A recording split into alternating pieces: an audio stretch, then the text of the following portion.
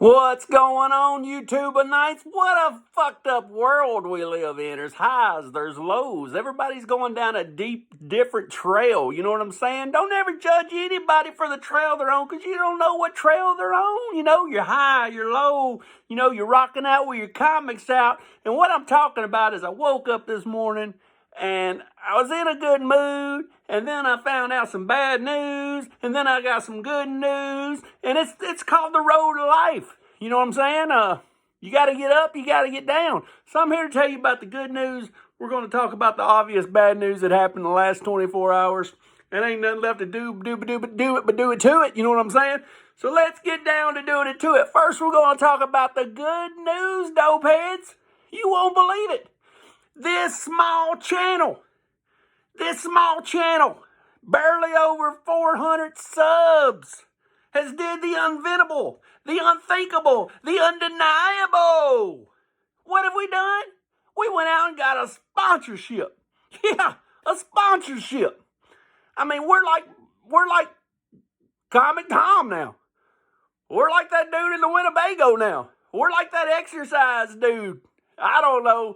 We're big time. And I ain't talking about no little local comic book store promoting our channel. You know who we got as a sponsorship? You want to know? Is it time to do the commercial already? Well, let's do it. Dope Flakes. Dope Flakes. Start your day with 6 ounces of Dope Flakes and 6 ounces of real red top milk. Together, if you combine the two, you'll get 6 ounces of bowl of knowledge. So on average, kids should take at least 6 ounces of a bowl of knowledge every morning. Dope Flakes. And on them test days, do 12 ounces of Dope Flakes, 12 ounces of pure red top milk, and you'll get 12 ounces of a bowl of knowledge.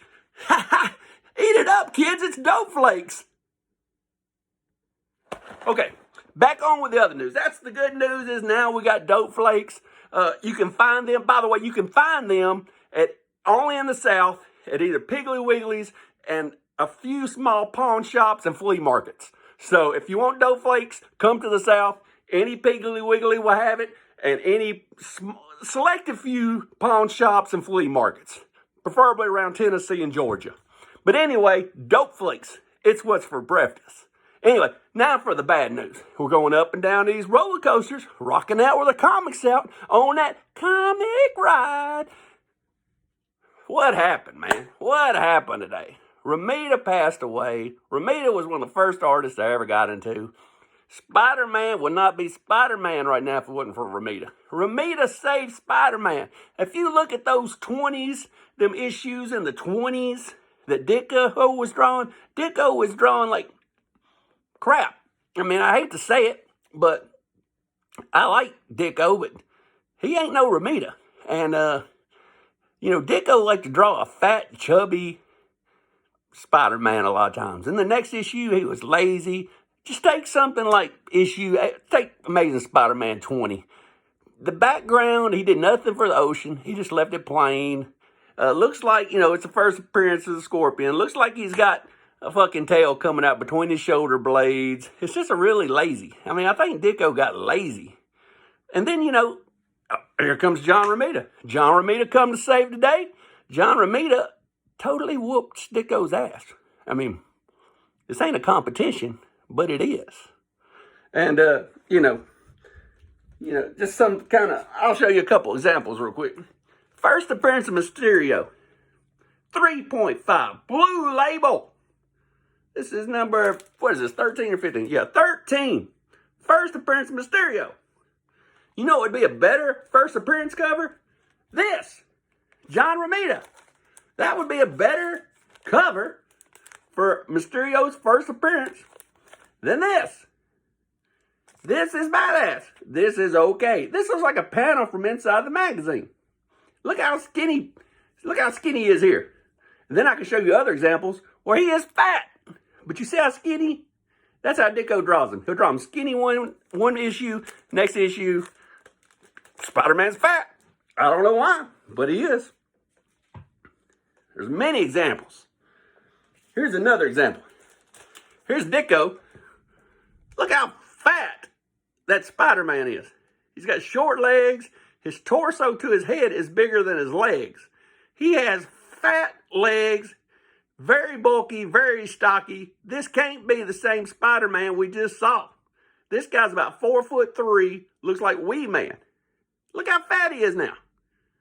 What are you doing, Dicko? Golly. All right, after this, we're going to quit bashing Dicko. This is what the first appearance of Kraven ought to look like. You see how great that is? That should have been, Romita is the man. That should have been the first appearance cover for the first appearance of Kraven. I said it. What you gonna do? Anyway, let's look at some more classic Romita covers. I always love this one right here, and it don't never get the credit it deserves. Spider-Man 100. Look at that background. That looks like a poster I'd have above my bunk bed when I was fucking 6 years old, being a dope boy. Anyway, what else do we got laying around here? What about Romita's first time ever drawing Spider-Man? That is the first time Romita ever drew Spider-Man, and it is Daredevil number 16. And this came out in, let's see here, January, February, March, April, May of 66. So this came out before Amazing Spider-Man number 39. This is the first time Romita ever drew Spider-Man. Piece of history here, y'all. Piece of history. What else we got laying around here? We got one of my favorite covers, very underrated. I'm a big Kingpin fan. The first Kingpin cover, they've already wally-whacked old Spider-Man.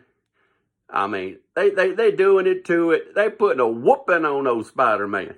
Love Kingpin. I love his boys. Can't beat that.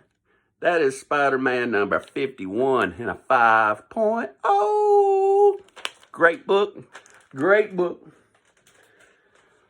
And I bought it as a pair with this 5.0. This is number 50. This is the one that most people love. When you think about Spider-Man and you think about Romita, this is the book. It's hard to beat. 5.0. Beautiful, beautiful book. This is what most people do. I've seen all kinds of homages to this book. Homages, baby. People like the homages book.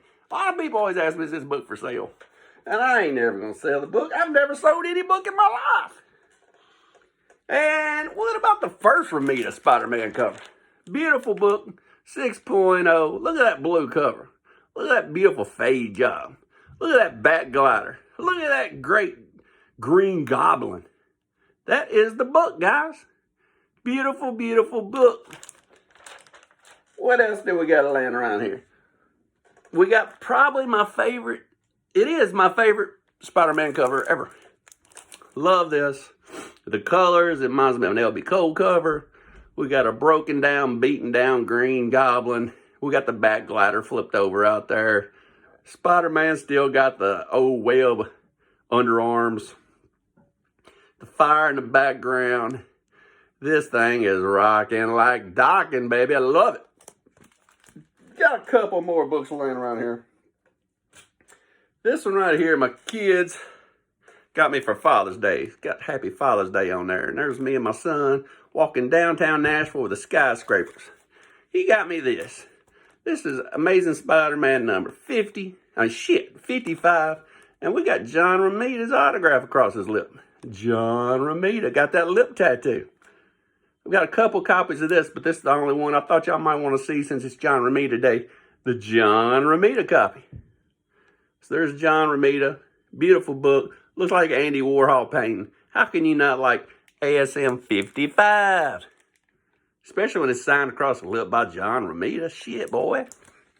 And the last book for today. This was my grail when I was a kid. I was like, if I could just get this book, I wouldn't need no other books. I could quit collecting comic books. That didn't work. ASM 129.